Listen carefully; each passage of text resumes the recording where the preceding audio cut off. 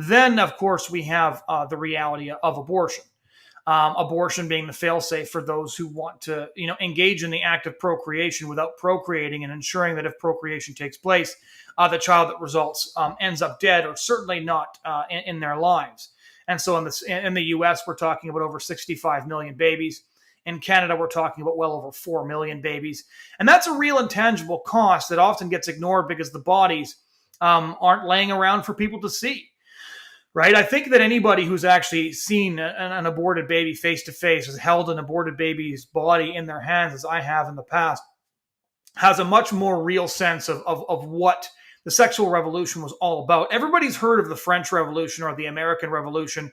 Most people, I think, who are familiar with these stories have a basic understanding of the human cost of these revolutions, but people act like the sexual revolution was a bloodless revolution, was a revolution in which nobody died.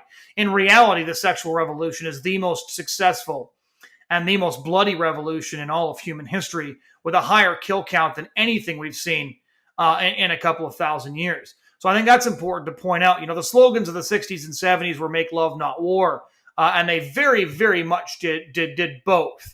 The anti-war protesters, in many cases, wouldn't have found something they were willing to die for, but there was certainly something they were willing to kill for. And that was liberated sex, liberated from responsibility, liberated from consequences, and liberated, as we're seeing now, from human nature itself.